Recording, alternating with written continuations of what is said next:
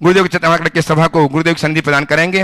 विद्यासागर विश्ववंद श्रमणम भक्त्या सदा संस्तुवे सर्वोच्चमयमिनं विनम्य परमं सर्वार्थ सिद्धि प्रदम ज्ञान ध्यान तपोभिरक्त मुनिपम विश्वस विश्वाश्रयम साकारं श्रमणं विशाल हृदयं सत्यं शिवं सुंदरम विद्या गुरु वंदनम प्रमाण गुरु वंदनम।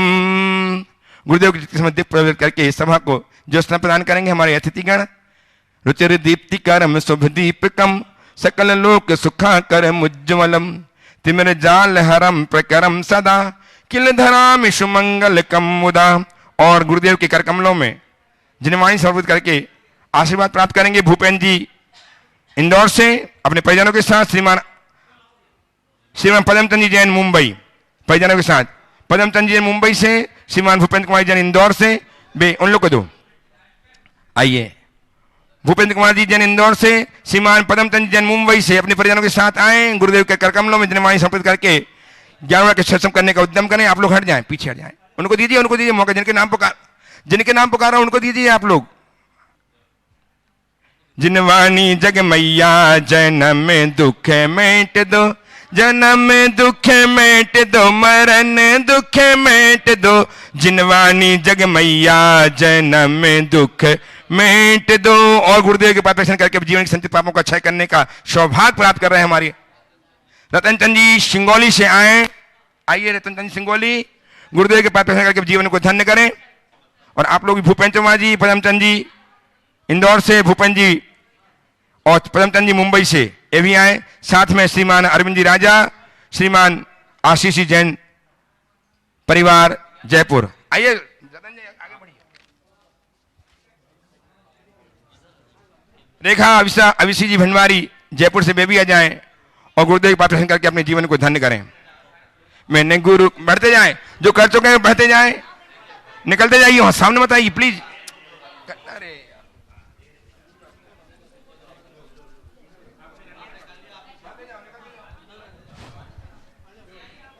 मैंने गुरु के चरण पखारे, मैंने गुरु के चरण पखारे। जन्म जन्म के संचित पातक, जन्म जन्म के संचित पातक क्षण भर में निर्वारे। मैंने गुरु के चरण पखारे। तेरे चरणों की धूल बाबा चंदन गुलाल बने, जिसने भी लगाई मस्तक उसकी तकदीर बने। तेरे चरणों की धूल बाबा चंदन गुलाल बने। भवजनों, आज हम पुनः मध्य प्रदेश के निमांचल के सिद्ध क्षेत्र सिद्धवरकूट में आचार्य भगवान विद्यासागर जी महाराज के परम प्रभाव शिष्य महामना मुनिराज प्रमाण सागर जी के मुखारविंद से जिन्हें उपदेश सुनने के लिए आतुर हैं। हमारे सौभाग्य जबकि हम क्षेत्र में आकर के क्षेत्र की वंदना अभिवंदना एवं गुरुदेवों की अर्चना कर पा रहे हैं और उनके मुखारविंद से अपनी निर्देशना को सुनकर जीवन को धन्य कर पा रहे हैं।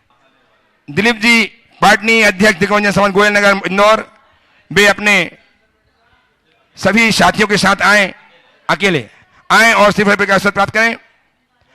भोपाल से एवं बाकानेर से भोपाल वाले अपनी बात रखने के लिए तैयार रखेंगे। साथ ही भोपाल से सभी मुनि भक्त गुरुदेव के श्री चरणों में सिर्फ का अवसर प्राप्त करेंगे। बाकानेर से भी हमारे बीच में बहुत सुश्रामक आए हुए हैं। बाकानेर स्वप्निल वगैरह मनावर से ही बहुत से सुश्रामक आए हुए हैं।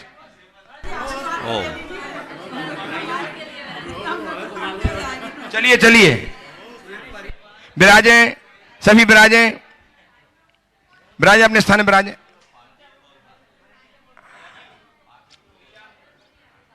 हे गुरुदेव, हम नित्य की भांति आज पुनः आपके श्री चरण में हैं।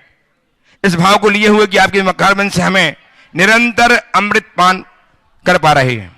आपके बच्चों से हमारा निरंतर अमृत पान हो रहा है। आज पुनः हमें अपनी दिव्य दर्शन के माध्यम से अमृत पान करा करके हमें जीवन धन्य करें। नमोस्तु महाश्री, नमोस्तु महाश्री, नमोस्तु महाश्री।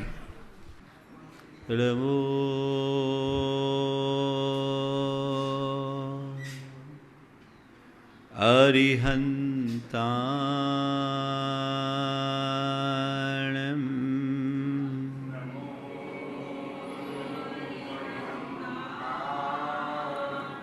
नमो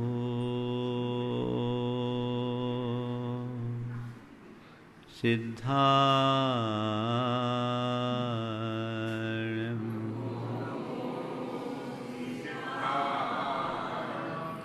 नमो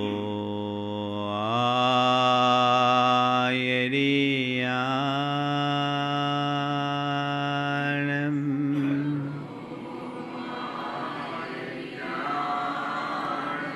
नमो उवज्झायाणं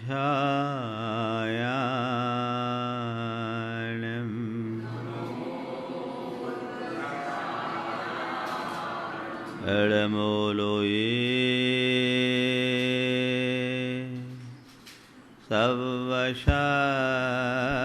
सवशाहुनं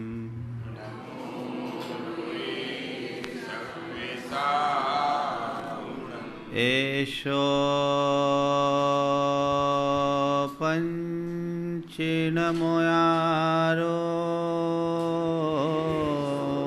पंचनमोयारो सर्वपावपणाशिनो पावपणाशिनो मंगलालं च सवेसिं मंगलालं च सवेसिं पढ़ेमं होई मंगलम परमं होई मंगलम। जय बोलो देवादिदेव 1008 श्री भगवान महावीर स्वामी की जय जय जय। अहिंसा परमो धर्म की जय जय जय। परम पूज्य आचार्य गुरुवर श्री विद्यासागर जी महाराज की जय जय जय। परम पूज्य विराट परमासागर जी महाराज की, परम पूज्य विराट सागर जी महाराज की, सिद्ध क्षेत्र सिद्धवर कूट जी की।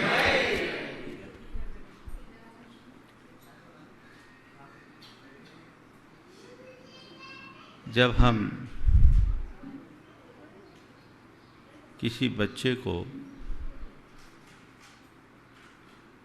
चलते हुए देखते हैं तो कई बार वो गिर भी जाता है, कुछ गलतियां भी कर बैठता है। लेकिन जब वो गिरता है तो उसके गिरने पर हम उसे हतोत्साहित करते हैं या प्रोत्साहित करते हैं? क्या करते हैं? और ये प्रोत्साहित हम कब कर पाते हैं और क्यों करते हैं? ये महत्वपूर्ण सवाल है। प्रोत्साहित हम इसलिए करते हैं कि अगर प्रोत्साहित नहीं करेंगे तो आगे चलना नहीं सीख पाएगा, चलने में समर्थ नहीं होगा। और इसलिए करते हैं क्योंकि हम उसकी अच्छाइयों को देखते हैं, बुराइयों को नहीं। हमें दिखता है कि इससे जो गलती हुई है ये स्वाभाविक है, होगी, जो चलेगा वो गिरेगा। तो उसके गिरने को अनदेखा करके चलने के लिए प्रोत्साहित करना हर समझदार व्यक्ति के जीवन की विशेषता होती है। संत कहते हैं ऐसे ही मोक्ष मार्ग में अनेक प्रकार के लोग होते हैं और उनसे कई प्रकार की गलतियां भी हो सकती है। कुछ गलतियां ऐसी भी होती है जिस गलतियों से पूरा का पूरा मार्ग बदनाम होता है, कलंकित होता है। तो संत कहते ऐसी गलतियां पहले तो खुद न करो, और यदि किसी से गलती हो जाए तो उसे प्रचारित मत करो, क्योंकि उसके प्रचार से धर्म की क्षति होगी और ये बड़ा भारी नुकसान होगा। तो उसे अनदेखा करके चलो। मैं उत्तर प्रदेश में जब बिहार कर रहा था, एक जगह बोर्ड लगा हुआ था, ये सन 2002 की बात कर रहा हूँ। एक जगह बोर्ड लगा था, ये रास्ता खराब है। सड़क की तरफ देखा तो मुझे पिच बहुत अच्छी दिख रही थी। मैंने साथ वाले युवकों से कहा, भैया रास्ता तो अच्छी दिख रही है, ये रास्ता तो अच्छा दिख रहा है, रास्ता खराब का बोर्ड क्यों लगा? बोला महाराज रास्ता अच्छा, रास्ता वाले लोग खराब हैं। मैंने पूछा क्या मामला है? बोला महाराज जी यहाँ एक इंडस्ट्री चलती है, बहुत बड़ी इंडस्ट्री, और ऐसी इंडस्ट्री जिसमें जीरो इन्वेस्टमेंट है। मैंने कहा क्या मामला है? बोला महाराज यहाँ किडनैपिंग का धंधा चलता है और दुनिया के लोगों को किडनैप करके लोग इसी इलाके में रख देते हैं। उस समय गुंडा राज था उत्तर प्रदेश में 2002 का, अब तो काफ़ी बदल गया है, लेकिन ये था तो क्या हुआ, लोग खराब होने से रास्ता खराब हो गया। पूरे लोग खराब नहीं होंगे, कुछ लोग खराब होंगे, लेकिन कुछ लोगों की खराबी से पूरा रास्ता खराब हो गया। मोक्ष मार्ग में चलने वाले अगर एक दो व्यक्ति, चार व्यक्ति के साथ कुछ गलत हो जाए या वो गलती कर बैठे और उसे हम प्रचारित कर दे तो पूरा मोक्ष मार्ग बदनाम होगा। सब यही सोचेंगे कि पूरा मार्ग ही खराब है और इससे हमारी बहुत बड़ी क्षति है। इसे मेंटेन करके चलने की व्यवस्था हमारे शास्त्रों में है। आपके परिवार का कोई सदस्य कभी कोई गलती कर बैठता है तो आप क्या करते हो? उस गलती को गांव में प्रचारित करते हो या घर की बात को घर में ही सीमित रख करके वहीं दफा करते हो? क्या करते हो? क्यों? अरे महाराज यदि ये बात बाहर जाएगी तो हमारे घर की गुडविल खराब होगी, हमारी छवि खराब होगी, हमारी प्रतिष्ठा को हानि पहुंचेगी। ये समझ रखते आप? रखते? तो जब तुम अपने घर के गुडविल की चिंता करते हो तो मोक्ष मार्ग की गुडविल की भी चिंता करो, और इसी गुडविल की चिंता का नाम उपगूहन अंग है। मेरे इस कृत्य से यदि कोई मार्ग बदनाम होता है तो इसका नुकसान क्या? ध्यान रखने की बात यह है कि कोई एक व्यक्ति यदि गलती करता है तो उसकी केवल क्षति गलती करने वालों को मिलती है, लेकिन यदि उससे प्रचारित कर दिया जाए तो पूरे मार्ग की क्षति होती है। व्यक्ति की क्षति से ज़्यादा बड़ी क्षति मार्ग की क्षति है। हमें अपने आप को मार्ग की क्षति से बचाना चाहिए, उससे बाहर आने की कोशिश करनी चाहिए ताकि इस मार्ग की कोई क्षति ना हो। दर्शनात् चरणाद्वापि चलताम धर्म वत्सले वाच्यताम स्वयं शुद्धस्य मार्गस्य वालासक्त जनाश्रयाम वाच्यताम यत् मार्जन्ति तद वदंत उपगूहनम। मार्ग तो एक अपने आप में बिल्कुल सही है, लेकिन सही मार्ग में भी चलने वाले बाल असक्त अज्ञानी प्रमादी के निमित्त से यदि कुछ गलती हो जाए तो मार्ग की निंदा को जो टालते हैं उसका नाम उपगूहन है। बात को वहीं रफा दफा करो, उसे प्रचारित मत करो। आज चार बातें इसी संदर्भ में मैं आप सबसे कहूँगा। दोषों को प्रचारित न करने की बात बहुत ऊंची है, पर हम चार स्तर पर विचार करें। अब मैं समझता हूँ यदि इन्हें हम व्यवहारिक जीवन में उतार लें तो ये हमारे जीवन के लिए बहुत उपयोगी होगी और सम्यक दर्शन के उपगूहन अंग की भूमिका भी हमारे अंदर सहज रूप से बन जाएगी। सबसे पहली बात, दोष दर्शन। दोष दर्शन, दोषारोपण, दोष ग्रहण और दोष शमन या शोधन। दोष दर्शन, दोषारोपण, दोष ग्रहण और चौथी बात दोष शमन या दोष शोधन। अपने मन से पूछो, सबसे पहली बात है दोष दर्शन की। मनुष्य की एक प्रवृत्ति है दोष देखने की। अच्छाइयां हमारी आंखों में कम समाती, बुराइयां तुरंत प्रविष्ट हो जाती है। संत कहते पहली कोशिश करो कि तुम दोष देखो ही नहीं, दोष देखने की बात ही मत करो, दिखना ही नहीं चाहिए। सच्चा धर्मात्मा वही होता है जो औरों के दोष देखता ही नहीं, देखता है तो खुद के दोष देखता है। अपने मन से पूछो तुम्हें तुम्हारे दोष दिखते हैं या औरों के दोष दिखते हैं? हाँ, औरों के दिखते हैं, अपने दोष नहीं दिखते, औरों के दोष दिखते हैं। और औरों के दोष देखते देखते हम इतने आदी हो गए कि हमने अपनी दृष्टि को ही दूषित बना लिया। हमें हर किसी की कमी दिखती है, हम कमियां देखते हैं, बींगे निकालते हैं। ये हमारी एक बहुत बड़ी कमजोरी क्या, नादानी है। संत कहते हैं किसी के दोष देख के क्या होगा, तुम दोष देखोगे तुम्हारा चित्त दूषित होगा। अपने चित्त को दूषित होने से बचाना चाहते हो तो दोष दर्शन की वृत्ति से अपने आप को दूर रखो।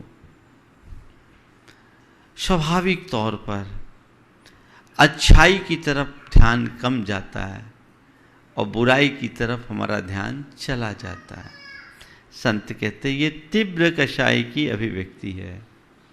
औरों पर दोष देखना, औरों के दोष देखना तीव्र कषाय का उदाहरण है।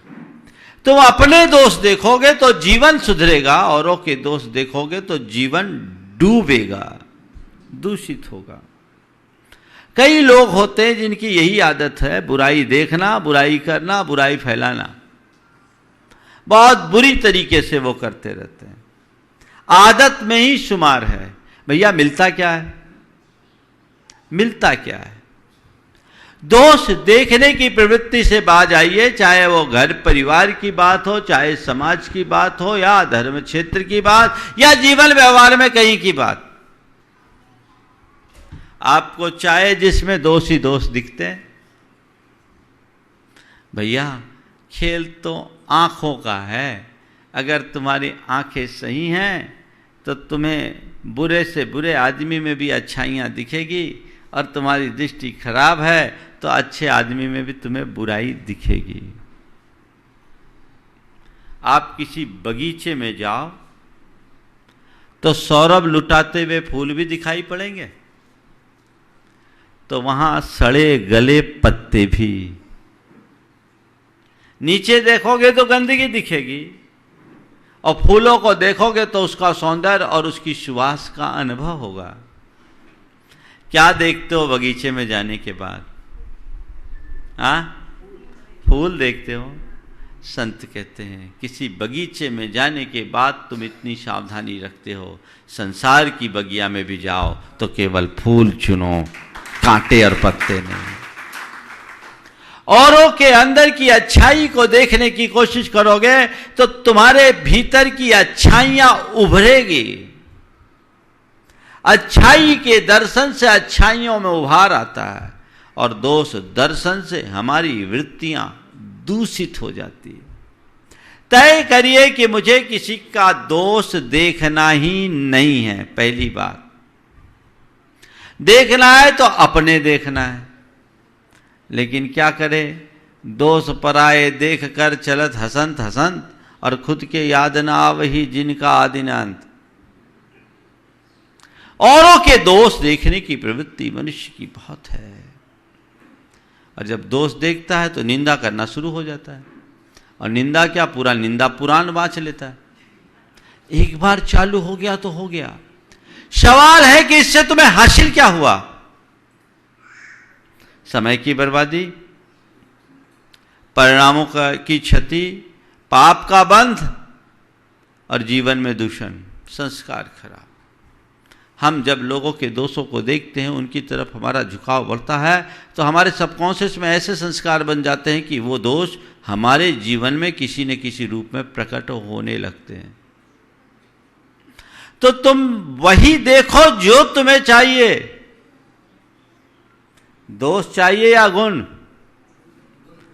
बाजार में जब जाते हो गोल्ड खरीदना होता तो ग्रोसरी की दुकान में घुसते हो क्या? कहाँ जाते हो? हाँ, गोल्ड की दुकान में जाएंगे, ग्रोसरी में क्यों जाएंगे?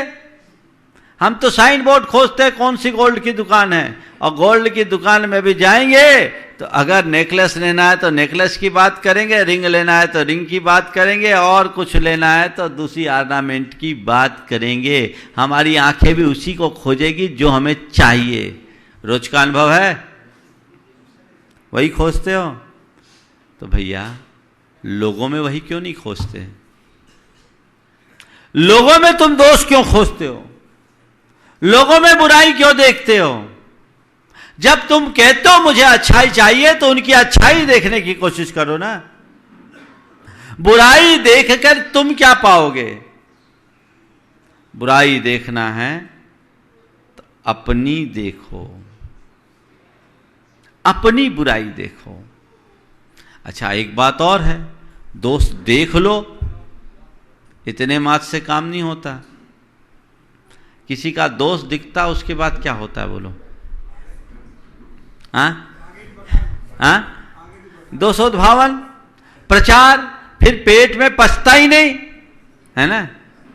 अगर किसी की कमी, किसी की प्रशंसा सुन करके तुम उसको लोगों तक प्रचारित करो, इसमें फिर भी संशय है, पर किसी की बुराई तुम्हारे सुनने में आ जाए या देखने में आ जाए तो जब तक दो चार को बताओ नहीं तब तक दम नहीं। और वो भी बड़े स्टाइल से, देखो किसी को बताना नहीं, अपन को बुराई करना नहीं, हम तुम्हें भर बता रहे और किसी को मत बताना, किसी से बोलना नहीं।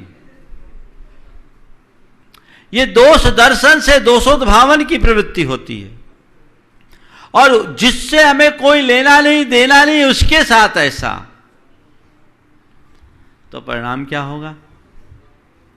मानता हूं संसार में हर मनुष्य अपूर्ण है, ये सच्चाई है, कोई पूर्ण नहीं है। ऐसा एक भी मनुष्य इस धरती में नहीं है जिसके जीवन में कोई दोष ना हो, जो सर्वगुण संपन्न हो। है क्या कोई?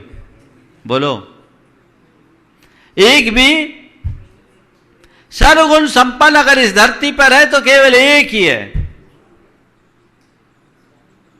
कौन? भगवान। को विस्मयोत्र यदि नाम गुणे रसे से तम संसितो,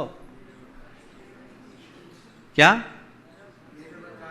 निरवकाश तया मुनीश, दोषे रूपात विबुधाश्रय जात गर्वे स्वप्नांतरे पिन कदाचिद अवीक्षितोसी। हे भगवान, आप संपूर्ण गुणों से मंडित है, इसमें कोई विस्मय नहीं, क्योंकि दोषों ने तो सारे संसार ने मुझे अपनाया, इस अभिमान से आपके पास फटकने से ही इंकार कर दिया। केवल एक भगवान है जो सर्वगुण संपन्न है, बाकी संसार में हर प्राणी के भीतर कोई ना कोई दोष है। तो दोष देखो क्यों? दोष देखोगे तो दोष ही दोष देखेंगे, लेकिन कोई ना कोई अच्छाई तो उसमें है, उसकी अच्छाई देखने की कोशिश करो और उससे काम चला लो। आप लोग कभी कभी सब्जी लेने के लिए जाते हो और शाम के टाइम में जाते हो, छटी छटाई सब्जियां बचती है, आपको सब्जी खरीदना जरूरी होते हो, तो क्या करते हो? सब्जी अच्छी नहीं मिल रही है सोच करके लौट आते हो, या उनमें से जो कम खराब है उसे खरीद के अपना काम चलाते हो? छटी छटाई में छांटते हो ना, क्या छटी छटाई में छांटते हो? किसके बदौलत? दोष देखकर या गुण देखकर? तो भैया ये तो सब सड़े ही फल है। इनमें से जो अच्छा है, कम सड़ा है, उसका उपयोग कर लो। व्यक्ति में बुराइयां है भरी है, मुझ में तुम में सब में भरी है, बुराइयां मत देखो, उसके अंदर की अच्छाइयों का आश्रय लो, उसे उभारने की कोशिश करो, जीवन शिखर पर पहुंचेगा। हर व्यक्ति की अच्छाई देखो, और ज्यादा बुराई देखोगे ना तो घर में आपकी कोई सुनेगा भी नहीं। बुराई देखने का परिणाम बहुत बुरा होता है। एक पिता बहुत दुखी था अपने बेटे को लेकर। एक दिन उसने मुझसे कहा, महाराज मेरी सारी उम्मीदों पर पानी फिर गया। सोचा था बेटा काम संभालेगा, लेकिन लायक नहीं निकला। मैं तो सोचता था कि बेटा काम संभाले और मैं आपकी सेवा में आऊँ, लेकिन मुझे लगता है अभी मुझे लंबी मेहनत करनी पड़ेगी। तो क्या बात है? बोला महाराज बेटा कोई काम का नहीं, उसमें कोई गुण ही नहीं है, कोई लक्षण ही नहीं। मैंने बात सुनी, थोड़ा सा अटपटा सा लगा, क्योंकि मैं लड़के को जानता था, बड़ा मिलनसार और व्यवहार कुशल था। छोटा था, 23-24 साल का लड़का था, लेकिन लोकप्रिय बहुत था, हर काम में आगे रहता था समझ के। मुझे लगा कुछ ना कुछ तो गड़बड़ है, पर मैंने कहा ठीक है, तुम्हारा बेटा मेरे पास आता है, मैं उससे बात करूंगा। मैंने बेटे से जो बात की, क्यों भाई तेरे पापा तुझसे खुश नहीं है, क्या मामला है? बोले महाराज अब पापा की बात ही मत करो। छूटते ही बोला पापा की बात ही मत करो। बोले क्यों? बोले उनको मुझ में कोई काबिलियत ही नज़र नहीं आती, उनकी दृष्टि से मैं निकम्मा हूँ, मुझ में कोई योग्यता नहीं, मैं कोई क्षमता नहीं, मैं किसी काम का नहीं, मैं सब कुछ बर्बाद कर रहा हूँ। बोले क्या हो गया? बोले महाराज जी मैंने कितना भी किया, उनको मेरे किसी कार्य से संतोष ही नहीं मिलता। अगर कभी मैं अपने ऑफिस में जाता भी हूँ, वहाँ पहुँचूँ नहीं कि पिताजी 10 प्रकार की बातें मुझे सुना देते, ये नहीं किया, वो नहीं किया, तुझे आता नहीं है, तू पूछता नहीं, बताता नहीं। कभी कभी महाराज सुबह घर में उठते ही ये चालू हो जाता है। तो मैं तो आजकल उनसे एक दूरी बना करके चलने लगा हूँ, वो उधर दिखते मैं इधर निकल जाता हूँ। मामला ही नहीं, हम पर भरोसा ही नहीं, मैं लायक ही नहीं, तो मैं तुम्हारा कुछ करूँगा ही नहीं। हो जाता है मामला ऐसा। मैंने उसे जैसे समझाना था समझाया, और समझाकर उसको कूल किया। बाद में उसके पिता से मैंने कहा भैया बच्चे से ज़्यादा सुधार की अपेक्षा तुम्हारी है, तुम सुधरो। मुझे नहीं लगता कि तुम्हारा बेटा उतना खराब है, बेटे से ज़्यादा खराबी तुम में दिखती है। तुमने अपने बेटे को देखा, आज तक कभी तुमने अपने बेटे के किसी अच्छे कार्य की सराहना की? आलोचना तो तुम खूब करते हो, बुराइयां तो खूब करते हो। महाराज कुछ सुनते ही नहीं, मैं क्या करूं, आज तक उसने कोई एक भी अच्छा काम नहीं किया। बोले ठीक है, तुम्हारी दुकान का अच्छा काम नहीं किया, तुम्हारे घर का अच्छा काम नहीं किया, लेकिन मैं देख रहा हूँ मेरे यहाँ के प्रवास को 2 महीने हो गए और हमारा ये चातुर्मास चल रहा है, उसमें उसकी सक्रिय भूमिका दिख रही है, लड़कों के बीच बड़ा लोकप्रिय है और बहुत बढ़िया से काम कर रहा है। कभी उसकी सराहना की कि बेटा चल तू बहुत अच्छा काम कर रहा है, महाराज की सेवा में लगा, इस बात की तो सराहना कर सकते थे। दोनों के मध्य इतने कटुतापूर्ण संबंध हो गए थे कि दोनों एक दूसरे के लिए जगह ही नहीं दिखते, दोनों को एक दूसरे की कमी दिखती थी। मैंने उसके पिता से कहा कि देखो ऐसा करोगे तो अपने बेटे को खो दोगे, तुम एक काम करो, अपने बेटे को काम देना शुरू करो और तय करो कि 10 गलती तक मैं उसे एक भी बार नहीं बोलूँगा और उसकी हर अच्छाई में मैं उसे प्रोत्साहित करूँगा। 10 गलती तक मैं कुछ नहीं टोकूंगा और अच्छा करेगा तो उसकी प्रोत्साहन, उसको प्रशंसा करूंगा, उसको प्रोत्साहित करूंगा। बात उसको समझ में आ गई। उनने अपना एक काम नया बढ़ाया था, उस काम का जिम्मा उसको दिया। जब जिम्मा दिया तो बेटे ने कहा आप तो हमको टारगेट दे दो, कैसे करना मुझ पे छोड़ दो। एक एजेंसी दिया उनको। बेटे ने काम को संभाला और पिता से बोल दिया था तुम इंटरफेयर करना नहीं, 10 गलती तक तुम कुछ बोलना नहीं, नियम दे दिया था। पिता ने बोला नहीं, गलती 1-2 होती है, नीति कहती 10 गलती पर 1 बार बोलो और तुम लोग 1 गलती पर 10 बार बोलते हो। अंतर ये, 1 गलती हुई 10 बार बोलते हो, डंडा लेके खड़े रहते हो, तुम लोग माँ बाप कम पुलिस ज़्यादा बनते हो, ये गड़बड़ हो जाता है। तो गलतियां मनुष्य ज़्यादा नहीं करता, लेकिन ज़्यादा टोका टाकी से मनुष्य फिर गलतियों का आदी हो जाता है और आपकी बातों की उपेक्षा करना शुरू कर देता है। आप सुनकर ताज्जुब करोगे, पिता ने जब उसकी अच्छाइयों की प्रशंसा करना शुरू कर दिया, उसके मन में भी पिता के प्रति सम्मान उमड़ना शुरू हो गया। दोनों बहुत अच्छे से रहने लगे और साल भर में उसने अपने टारगेट से डबल काम करके दिखा दिया, जो पिताजी कभी सोचते नहीं थे। ये घटना 1998 की है, आज 2019 है। अपने पिता को पूरी तरह फ्री कर दिया। पिताजी प्रतिमा लेकर अपना धर्म ध्यान कर रहे हैं और पिताजी कहते हैं महाराज आपने मेरा जीवन बचा लिया। मैं तुम लोगों से कहता हूं, क्यों ज्यादा दोषों को देखते हो? देखने से बचो। और ये घर परिवार से लेकर पूरे संसार में मुझे दोष देखना नहीं है, और दोष देखना भी नहीं तो दोष बताना भी नहीं है। आप लोग रोज भगवान की पूजा में बोलते हो, दोष ढांकूं, क्या बोलते हो? दोष वादे च मौनम, दोष ढांकू सभी का। अब बाहर आते ही दोष बोलना शुरू कर देते हैं, दोषारोपण करना शुरू कर देते हैं, करते हैं। हाँ, तो भगवान को झूठ बोलते हो कि नहीं बोलते हो? और भगवान को झूठ बोलने वाला दुनिया में कभी सक्सेस होगा? बोलो, कितने झूठे हो तुम? पूजा कुछ करते हो, प्रार्थना कुछ करते हो, और संस्कार मंदिर में ही एक दूसरे के ऊपर दोष लगाने की बात बहुत भयानक है। पहली बात, दोष दर्शन, इससे बचो। आज से तय करो मुझे दोष देखना नहीं, मुझे अच्छा ही देखना है। दूसरी बात, दोषारोपण। ये दोषारोपण की प्रवृत्ति बहुत भयानक है।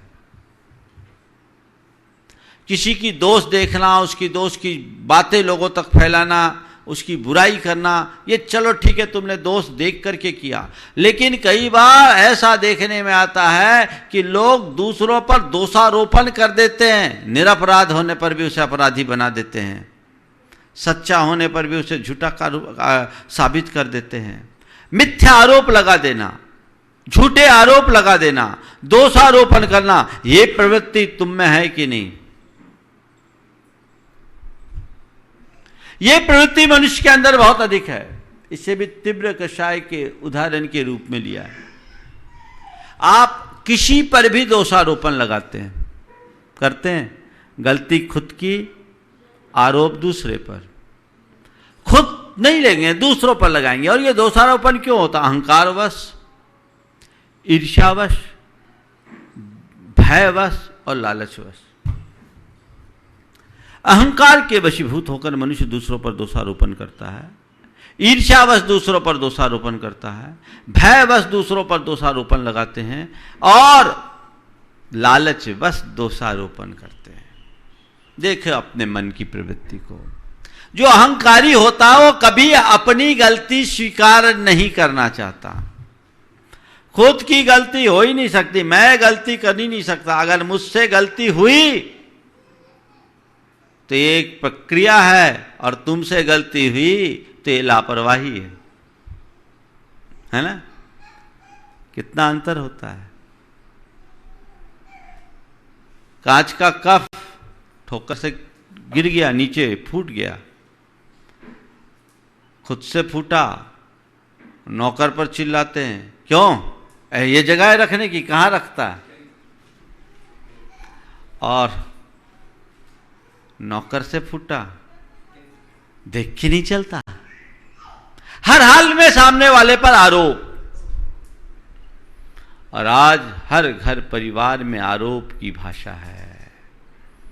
सास बहू पर आरोप लगाती है, बहू सास पर आरोप लगाती है, पिता पुत्र पर आरोप लगाता है, पुत्र पिता पर आरोप लगाता है, भाई भाई पर आरोप लगाता है, अड़ोसी पड़ोसी पर आरोप लगाता है, एक मित्र दूसरे मित्र पर आरोप लगाता है, एक नेता दूसरे नेता पर आरोप लगाता है। ये दोषारोपण की प्रवृत्ति दिनों दिन बढ़ते जा रही है अपने अहंकार के कारण। यदि तुम्हारे अंदर विनम्रता होगी तो तुम कभी किसी पर दोषारोपण नहीं करोगे, अपितु कहीं कोई दोष हो तो उसे सहज रूप से स्वीकार कर लोगे। ठीक है, मुझसे गलती हुई, लेकिन कभी कभी कैसी भयानक स्थितियां होती अहंकार के वश। आप सुनकर ताज्जुब करोगे। एक स्थान पर मैं था, सुबह सुबह का समय था, पौ फटी थी, सुबह से लोग प्रक्षाल के लिए आते हैं। एक व्यक्ति रोता रोता मेरे पास आया, रोता रोता मेरे पास आया और कहा, महाराज बहुत बड़ा पाप हो गया, बड़ा अपराध हो गया। प्रायश्चित दो, मैं क्या करूं? उसकी हालत बिल्कुल अलग। मैंने पूछा क्या हो गया? तो एक व्यक्ति साथ में खड़ा था, उसने बोला महाराज इसने पारसनाथ भगवान की मूर्ति तोड़ दी। साथ वाले आदमी ने कहा महाराज इसने पारसनाथ भगवान की मूर्ति तोड़ दी। जो व्यक्ति रोता हुआ आया बोले महाराज ये हमसे गलती हो गई, समझ में नहीं आया कि भगवान की मूर्ति कैसे टूटी, लेकिन आपको क्या बताऊं मैंने भगवान को छुआ तक नहीं था, केवल झाड़ रहा था कपड़े से, अंगोछे से, जो मच्छर भगाने के लिए। तो महाराज उसमें टूट गई, मुझसे बड़ा अपराध हो गया, मुझे प्रायश्चित बताए मैं क्या करूं। बात चली रही थी कि तभी माली आ गया, बोला महाराज ये झूठ बोल रहे हैं। सामने वाले आदमी के लिए बोला जो कहा महाराज इसने मूर्ति तोड़ दी, उसकी तरफ इशारा करते हुए कहा महाराज ये झूठ बोल रहे हैं, मूर्ति इन्हीं ने तोड़ी है। बोले क्या मामला है? बोला महाराज यही मूर्ति को थोड़ा खिसका रहे थे, मूर्ति टूट गई, गर्दन अलग हो गई, लेकिन देखा कोई देखा नहीं है तो मूर्ति को वापस सेट करके रख दिया चुपचाप, और इनका नाम ले रहे हैं महाराज मैंने देखा। ओ जैसे माली बोला वो लाल पीला होने लगा, मुझे झूठा बुलाते हुए बनाते। था समाज का एक सेठ, तो जो सेठ लोग होते हैं वो दूसरे को बिल्कुल कुछ नहीं समझते, और माली पे लाल पीला होने लगा। माली ने कहा बाबू ज़्यादा मत बोलो, सीसीटीवी में सारा रिकॉर्ड है। अब उसकी हवा खिसकी, मैंने सबको अलग किया और उसे बुला करके बैठा करके बोला भैया क्यों पाप करता है? तूने मूर्ति तोड़ी नहीं, तुझसे मूर्ति टूट गई, दूसरे पर आरोप करके तू और बड़ा अपराध कर रहा है। अरे तेरे अंदर तो इतनी आत्मग्लानि होनी चाहिए, उसको देख जो केवल निमित्त बना, हाथ भी नहीं लगाया लेकिन उसको कितनी बेचना है। और तू ये पाप, कितना गहरा पाप तेरे सिर पे जा रहा है, तू ये क्या कर रहा है? उसको झकझोरा, आंखों से आंसू आने लगे।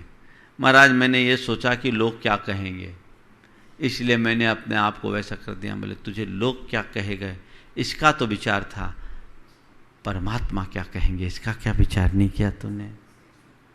मेरा धर्म क्या कहता है, मेरा ईमान क्या कहता है, तुझे ये सोचना चाहिए। मेरे संबोधन से उसके मन में घोर पश्चाताप के भाव हुए, आंखों से आंसू आने लगे। फिर प्रायश्चित आदि जो विधि विधान था वो पूरा हुआ, दिन बदले। लेकिन मैं आपसे कहता हूँ अहंकारी व्यक्ति कैसा होता है, देखिए कितना विकृत उदाहरण है। अपने भीतर झांक कर देखो, कहीं ऐसे व्यक्ति का कोई संस्करण तुम्हारे अंदर तो नहीं है? यदि है तो तत्काल उसे बाहर निकालो, यह तुम्हारे व्यक्तित्व को खोखला कर देने वाला है। महाभयानक, अपने अहंकार के कारण दूसरों पर दोषारोपण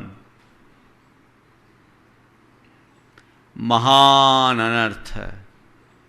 लोग अहंकारवश दोषारोपण करते हैं, ईर्ष्यावश दोषारोपण।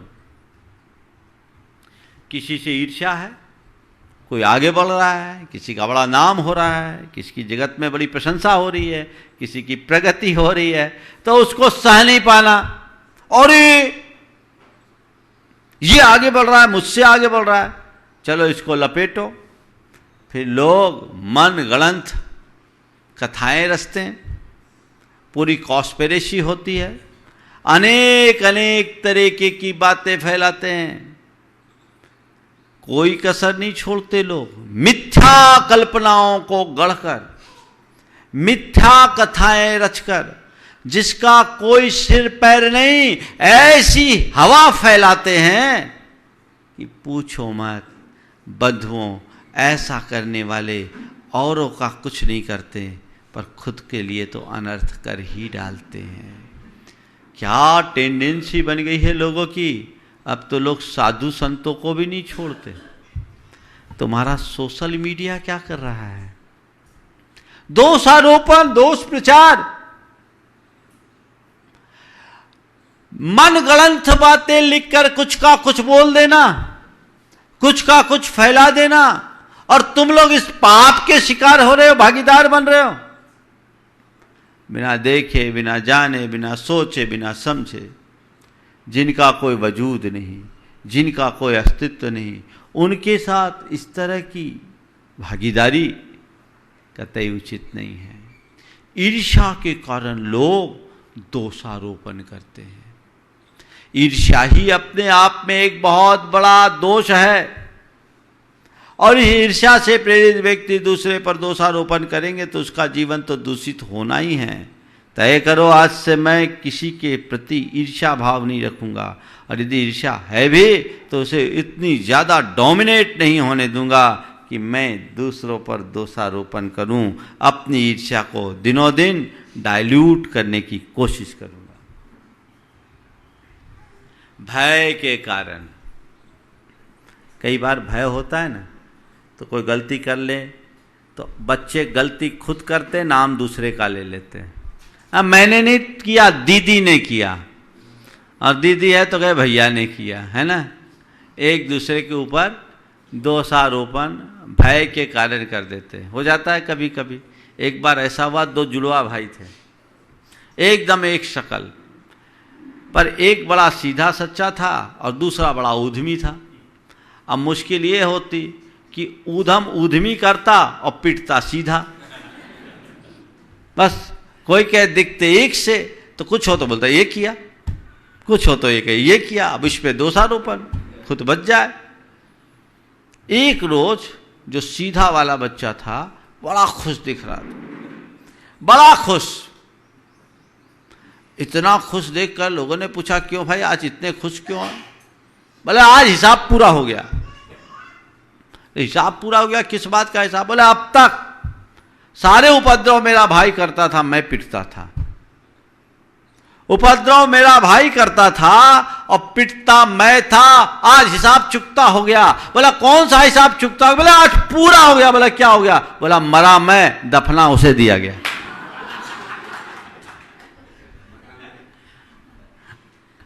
ये हाल है तुम्हारे।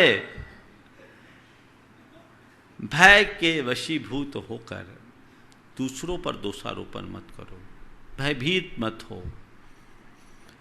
तुमसे गलती हुई है उसे स्वीकार करो। तुम दूसरों पर दोषारोपण करके बच नहीं सकोगे, कहीं न कहीं गड़बड़ होगा।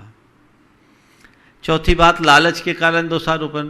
थोड़े से लालच हो जाए, दूसरे पर आरोप लगा दो, क्या फर्क पड़ता? हमारा उल्लू सीधा होना चाहिए। संत कहते इस तरह से उल्लू सीधा करने वाले लोग अपने आप में उल्लू हैं, क्योंकि उन्हें विचार और विवेक नहीं है। तो दूसरी बात, दोषारोपण की प्रवृत्ति से बचना है। तीसरी बात, दोष ग्रहण, यानी किसी की बुराई को अपनाना बंद करो। लोग बुराइयां जल्दी सीखते, अच्छाइयां कम। गुण ग्रहण नहीं करते, दोष ग्रहण करते हैं। छिद्रान्वेषी प्रवृत्ति होती है और हम दूसरों के दोषों के प्रति अनुराग रख लेते हैं। कोई गलत करता है, हम गलत ट्रैक में चलना शुरू कर देते हैं। और आज का फैशन तो हमें यही सिखाता है, जो बुराइयों की ओर आकर्षित करता है। लोग बुराइयों की तरफ जाते हैं और अपने जीवन को बुरा और बद से बदतर बनाने लगे हैं। नहीं, मुझे दोष देखना नहीं, दोषारोपण करना नहीं, और किसी के दोष, किसी की बुराई को अपने जीवन में प्रवेश देना नहीं। मुझे अपने जीवन को निर्मल बनाना है, मुझे अपने जीवन को पवित्र बनाना है, मुझे अपने जीवन को साफ सुथरा बना करके चलना है। तो आप अपने जीवन को ऊंचा उठा पाओगे। और दोष दोष दोष दोष अपने भीतर भरोगे तो दूषित ही हो जाओगे। दोष ग्रहण मत करो, अच्छाई ग्रहण करो, बुराई ग्रहण नहीं करो। दो प्रकार के प्राणी हैं, मक्खी और भौरे जैसे, है ना। मक्खी के सामने एक तरफ मिष्टान की थाल हो और दूसरी तरफ विष्टा। एक तरफ मिष्टान की थाल हो, दूसरी तरफ विष्टा या मल हो, तो मक्खी क्या करती है? मिठाई से उड़कर वो विष्टा में बैठना पसंद करती है, होती है। लेकिन भौरा केवल फूलों पर बैठता है, पराग चूसता है। संत कहते हैं तुम भी भौरे बनो, मक्खी बनने की कोशिश मत करो। लेकिन आज तुम्हारा जीवन कैसा है तुम्हें देखना है। तुम सद्गुणों की मिठाई को छोड़कर बुराइयों के बिष्टा पर बैठना पसंद करते हो, या भौरे की तरह केवल फूलों की पराग को चूसना चाहते हो? क्या करते हो? तुम्हें ये देखना है। और उस तरफ तुम्हारी दृष्टि होगी तो तुम अपने जीवन को एक नई दिशा दे सकोगे। वो हमारी दृष्टि होनी चाहिए। दोष ग्रहण नहीं हो, गुण ग्रहण। दोष हमें देखना ही नहीं, देखकर अनदेखा करना। देखो दृष्टि का कितना बड़ा फर्क होता है। धूल शोधक को आपने देखा होगा, न्यारिया बोलते, क्या बोलते आप लोग? जो सराफे की दुकान के आगे की धूल को साफ करके उससे सोना निकालते, क्या बोलते उसको? कहीं न्यारिया, राजस्थान में न्यारिया बोलते हैं, न्यारा करते हैं, न्यारिया बोलते हैं। आपने भी देखा होगा नालियों में सोने को, नालियों के पानी से धूल धो धो करके वो सोना खोजते हैं। क्या कहते हैं उसको? इधर क्या बोलते हैं मध्य प्रदेश में? नहीं बोलते, न्यारिया कहते हैं इसको। चलिए, धूल शोधक सबसे अच्छा है। सराफे के दुकान के बाहर की धूल को वो इकट्ठा करते हैं और उसमें से सोना निकाल लेते हैं। है उनके अंदर कला, आज भी है। सराफे की दुकान के धूल से सोना, किसके बदौलत? उनके अंदर गुणग्राही दृष्टि है, इसके बदौलत। सोने में भी धूल, धूल में भी सोना, और लोग सोने को भी धूल बना दे। कितना अंतर है। दृष्टि हो तुम्हारी, दोष मुझे देखना नहीं है और अच्छाइयों को मुझे छोड़ना नहीं। आखिरी बात, दोष शमन या दोष शोधन। दोषों का शमन करो, दोषों को प्रचारित मत करो। अगर किसी में, खुद में तो दोष होने न दो, और यदि किसी में दोष है तो उसका ढिंढोरा मत पीतो। महाराज अगर ऐसे दोषों का शमन करते रहेंगे, दोषों को दबाते रहेंगे, तो दोषों को प्रोत्साहन नहीं मिलेगा। नहीं, अगर दोषों का ढिंढोरा पीटोगे तो और ज़्यादा होगा। यदि किसी से गलती हो जाए और आपने उस गलती की सार्वजनिक रूप से निंदा कर दी, तो व्यक्ति गलती को सुधारे इसमें संशय है, क्योंकि उसको लगेगा आप जितनी बदनामी होनी थी सो हो गई। लेकिन यदि उसी व्यक्ति को आपने एकांत में बुला करके समझा दिया प्यार से, तो उसके जीवन में बहुत बड़ा बदलाव हो सकता है। दोष शमन से दोष शोधन होता है। दोषों को प्रचारित करने से दोष और अधिक बढ़ते हैं।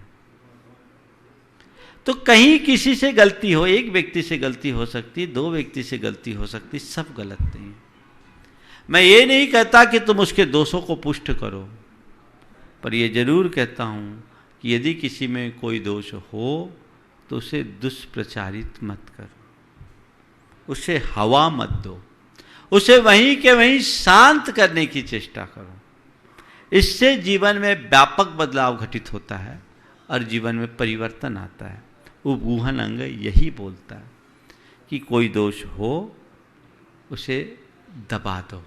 पर आजकल तो कुछ भी होता है, सोशल मीडिया में पहले, फेसबुक में पहले, व्हाट्सएप में पहले, ये भी नहीं देखते कि इस समाचार से समाज को कितना नुकसान। और देखो अक्लमंदों को, कई बार ऐसे पोस्ट डाल देते, बाद में जब दिमाग समझ लोग बताते भैया ये गलत है, तो फिर उनको डिलीट भी करना पड़ता है। क्यों? ऐसी बात क्यों? अच्छाइयाँ बहुत मुश्किल से पनपती है, बुराइयाँ बहुत तेजी से फैलती है।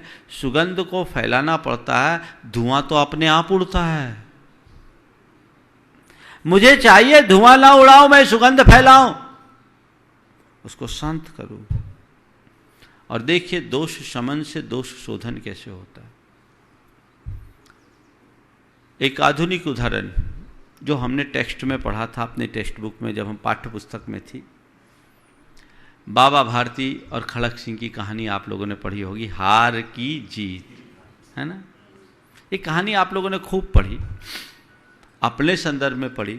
आज मुझसे सुनो, उपगूहन अंग के संदर्भ में बहुत फिट बैठती है। सबको पता है बाबा भारती का एक बड़ा सुंदर घोड़ा था सुल्तान। बाबा भारती बड़े लोकोपकारी संत थे और वो अपने सुल्तान से बहुत प्यार करते थे। उस सुल्तान पर उस इलाके के एक डाकू खड़क सिंह की नज़र पड़ गई। खड़क सिंह उस सुल्तान को किसी तरह हथियाना चाहता था। और उसने उसके लिए कुचक्कर रचा।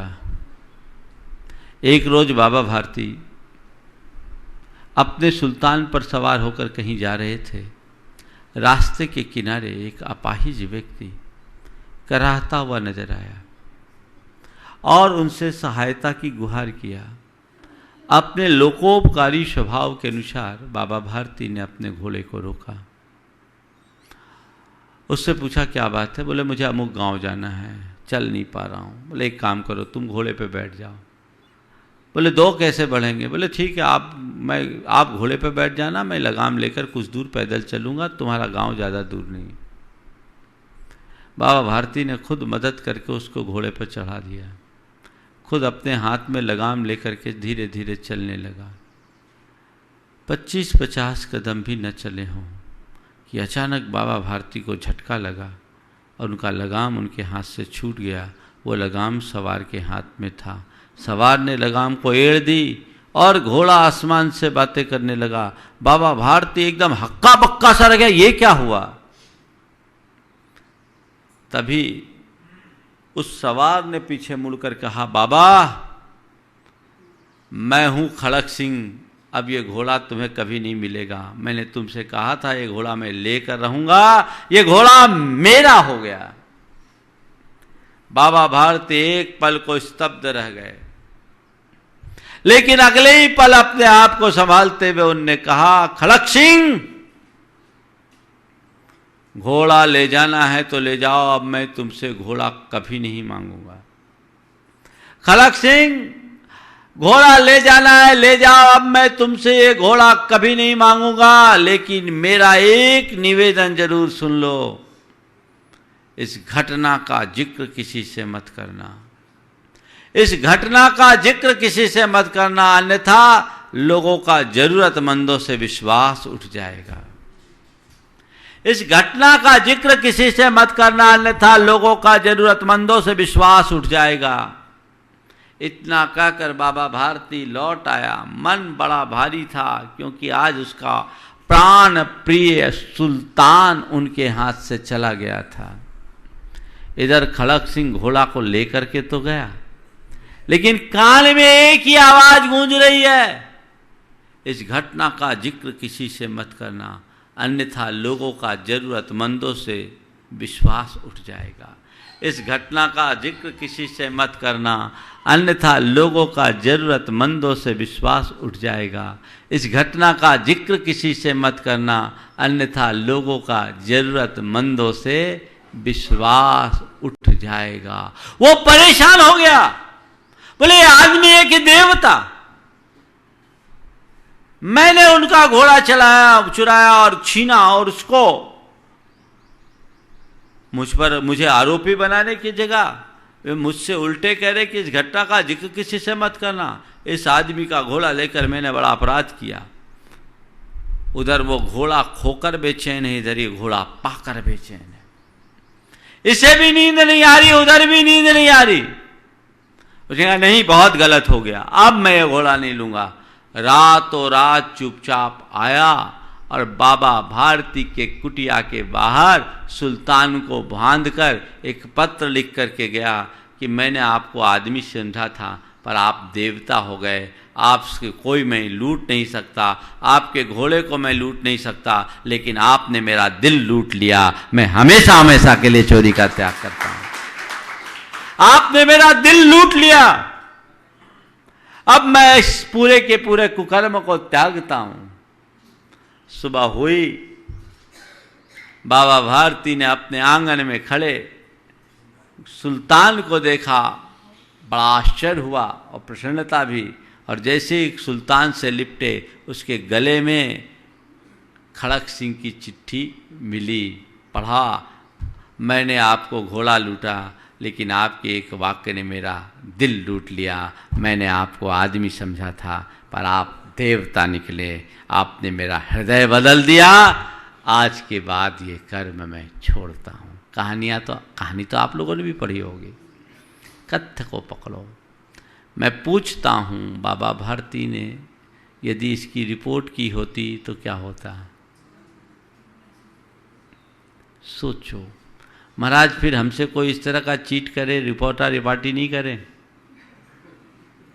अगर तुम बाबा भारती के लेवल के होगे तो ये सवाल ही नहीं करोगे। लेकिन हमें कुछ जगह तो कम से कम ख्याल रखना चाहिए। कम से कम घर परिवार और धर्म मार्ग से जुड़े हुए लोगों के साथ यदि हम अपने व्यवहार में थोड़ी शालीनता रखते हैं तो हमारे जीवन में एक नई रोशनी देती है, एक नया प्रकाश होता है, उसी से उपगुहन अंग होता है। हमारे जीवन में ऐसा ही उपगुहन हो। आचार्य समंत भद्र महाराज ने जिनेंद्र भक्त सेठ के लिए भी यही बात कही, जिसके यहाँ एक चोर छुल्लक का रूप लेकर के, बहुत संक्षेप में कहानी सुना रहा हूँ, पूरी सुनाऊंगा तो टाइम हो जाएगा। एक चोर छुल्लक का रूप लेकर के उनके मंदिर का रत्नमय छत्र चुरा कर ले गया। सैनिकों ने पकड़ लिया, लेकिन जैसे ही पकड़ा सेठ ने देखा तो सेठ ने हस्तक्षेप करते हुए सैनिकों को डांटा, आप लोग क्या कर रहे हो? छुल्लक जी के साथ आपने अभद्रता की है, आप इनसे क्षमा मांगो। छुल्लक जी ने चोरी नहीं की, ये छत्र तो मैंने इनसे मंगाया था। कहानी आप लोगों ने पढ़ी। हृदय बदल गया उस चोर का, जीवन परिवर्तित हो गया। तो मैं आपसे केवल इतना कहता हूँ, दोष के समन से दोष का शोधन होगा, दोषोद्भावन और दोष के प्रचार से दोष बढ़ेंगे। हमेशा जीवन को पवित्र बनाना चाहते हो तो दोष परक दृष्टि से अपने आप को बचाओ। दोष देखना नहीं, दोषारोपण करना नहीं, किसी के दोष लेना नहीं, जितना मने औरों के दोषों का समन करना और खुद के दोषों का शोधन करना, ये प्रवृत्ति हमारी बनेगी। निश्चयतः हमारा जीवन मंगलमय होगा। समय आप सबका हो गया है। मंगल भावना के साथ में विराम दूंगा। मंगल मंगल होए जगत में सब मंगलमय हो। मंगल मंगल होए जगत में सब मंगलमय हो। इस धरती के हर प्राणी का मन मंगलमय हो। इस धरती के हर प्राणी का मन मंगलमय हो। कहीं क्लेश कालेश रहे ना दुख कहीं भी हो। कहीं क्लेश कालेश रहे ना दुख कहीं भी हो। मन में चिंता भय न सतावे रोग शोक नहीं हो। मन में चिंता भय न सतावे रोग शोक नहीं हो। नहीं बैर अभिमान हो मन में क्षोभ कभी नहीं हो। नहीं बैर अभिमान हो मन में क्षोभ कभी नहीं हो। मैत्री प्रेम का भाव रहे नित मन मंगलमय हो। मैत्री प्रेम का भाव रहे नित मन मंगलमय हो। मंगल मंगल होए जगत में सब मंगलमय हो। मंगल मंगल होए जगत में सब मंगलमय हो। इस धरती के हर प्राणी का मन मंगलमय हो। इस धरती के हर प्राणी का मन मंगलमय हो। मन का सब संताप मिटे अरु अंतर उज्ज्वल हो। सब संताप मिटे अंतर उज्ज्वल हो। सब जग में मंगल बढ़े टले अमंगल भाव है प्रमाण की भावना सब में हो सद्भाव। बोलिए देवादिदेव खदराट श्री भगवान महावीर स्वामी की जय जय जय। परम पूज्य आचार्य गुरुवर श्री विद्यासागर जी महाराज की